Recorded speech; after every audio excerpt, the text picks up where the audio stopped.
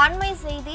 எம்ஜிஆரால் தொடங்கப்பட்டு ஜெயலலிதாவால் கட்டி காக்கப்பட்ட அதிமுகவை ஒற்றுமையாக மீட்டெடுக்க வேண்டும் என ஓ பன்னீர்செல்வம் தெரிவித்துள்ளார்.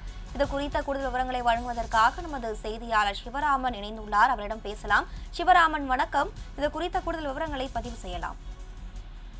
வணக்கம் ஸ்னேகா. தற்பொழுது இந்த மக்களவை தேர்தல் நடந்து முடிந்திருக்கக்கூடிய சூழ்நிலையில் அஇஅதிமுக தொண்டர்கள் மீட்பு குழு என்ற ஒரு புதிய இயக்கத்தை உருவாக்கி சுயேட்சை சின்னத்தில் போட்டியிட்ட ஓ பன்னீர்செல்வம் அவர்கள் பாஜக கூட்டணியில் ராமநாதபுரம் தொகுதியில் போட்டியிட்டார். இவர் திமுக கூட்டணி வேட்பாளர் நவாஸ்கனி அவர்களிடம் தோல்வியை தழுவியிருந்த நிலையில் தற்பொழுது ஒரு அறிக்கையை வெளியிட்டிருக்கிறார்.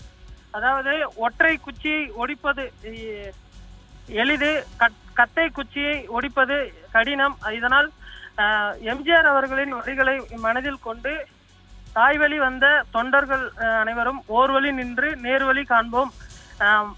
எம்ஜிஆர் அவர்களின் தொண்டர்கள் 1.5 கோடி தொண்டர்கள் ஒருங்கிணைந்து செயல்பட வேண்டும் என்ற அந்த அறிக்கையின் வாயிலாக அவர் தெரிவித்திருக்கிறார்.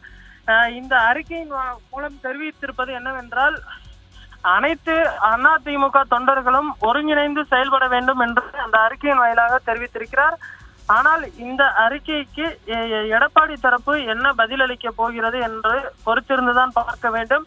நேற்றைய தினம் சசிகலா அவர்கள் ஒரு அறிக்கையை வெளியிட்டிருந்தார். இந்த அஇஅதிமுக இயக்கம் இது போன்று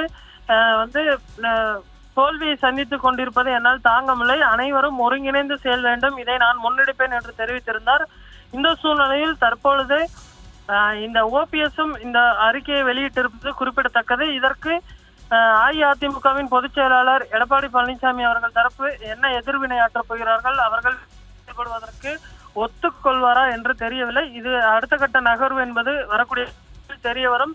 தற்பொழுது ஓபிஎஸ் அந்த அறிக்கையின் மூலம் அவர் அஇஅதிமுகவுடன் இணைந்து செயல்படுவதற்கு தயாராக இருப்பதன் என்று நாம் புரிந்து கொள்ளலாம்.